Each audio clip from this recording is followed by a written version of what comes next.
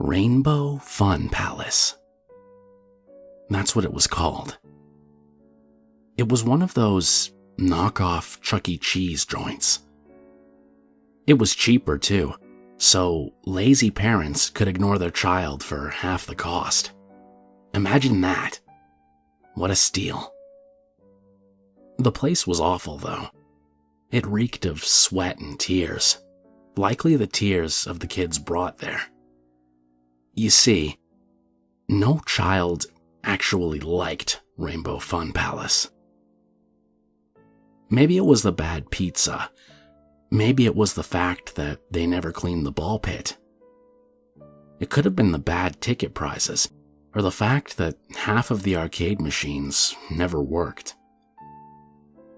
Each one of the workers always looked like they'd much rather be somewhere else, somewhere that maybe smelled a little better.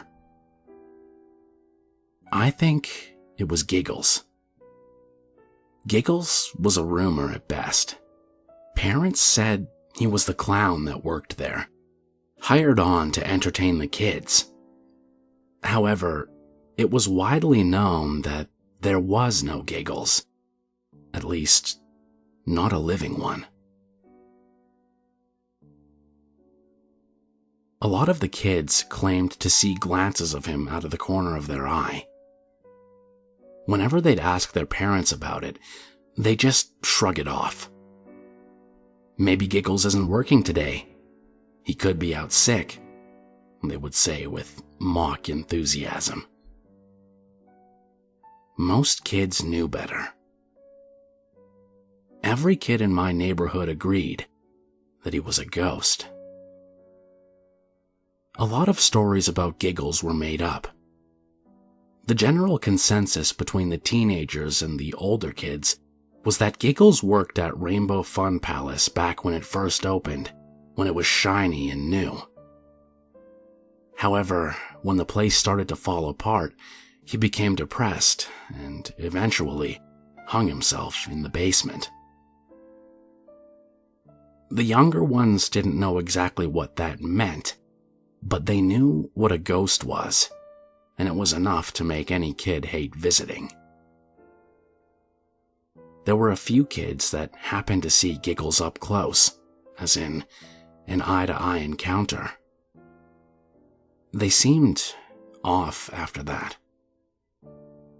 Unfortunately, I was one of those kids.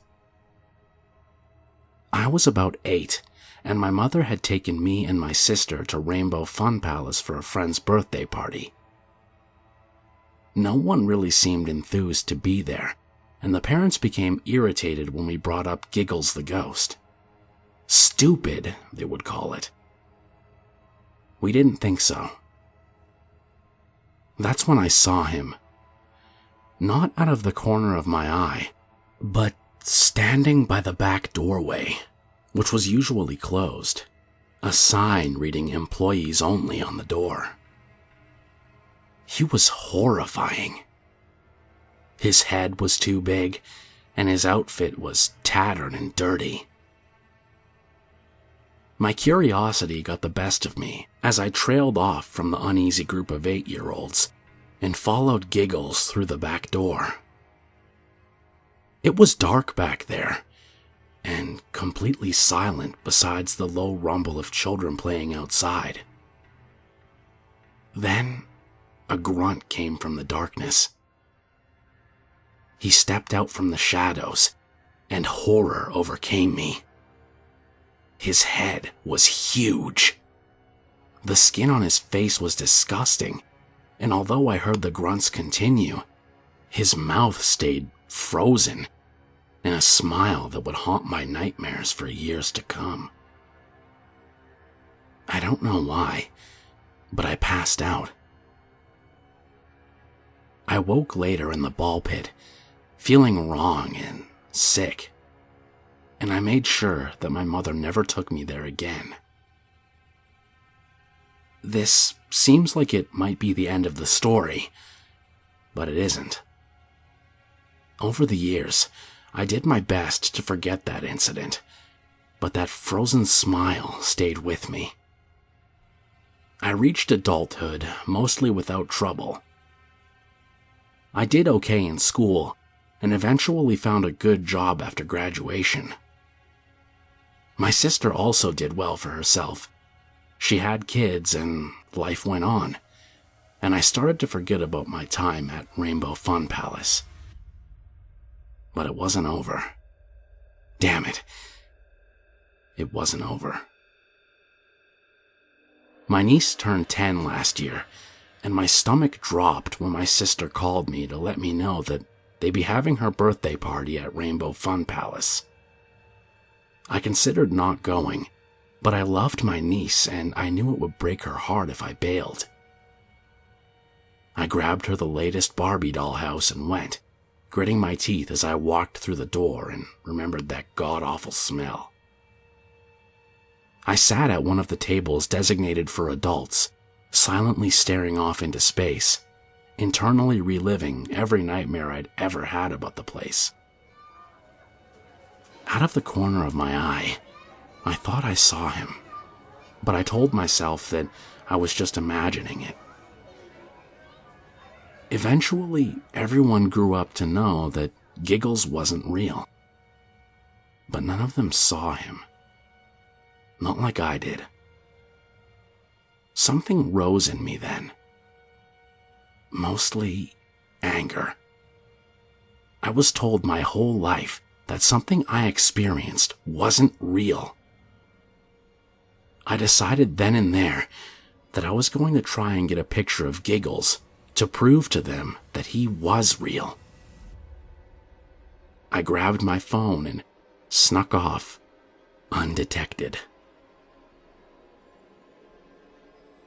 I slid through that same back door, and it was just as dark as I remembered.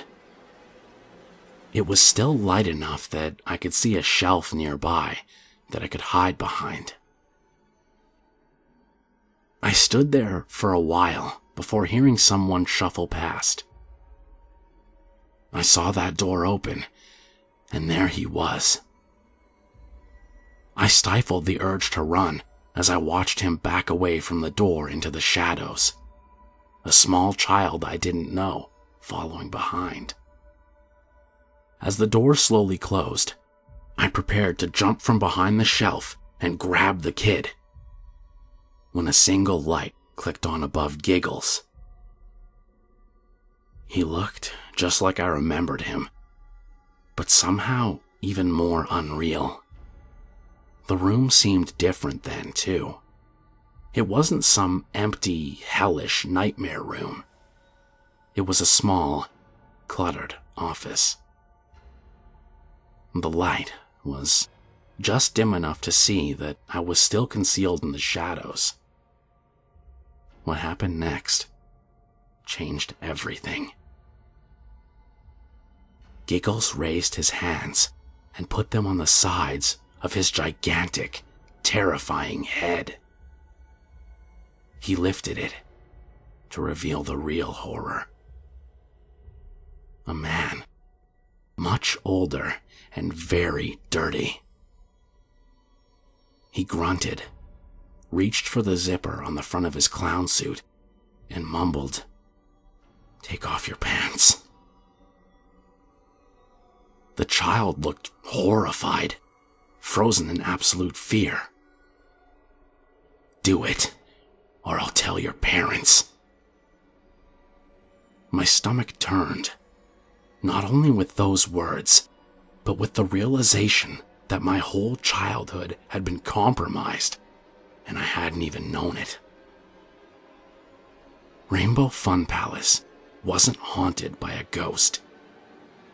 It was the home of a pedophile.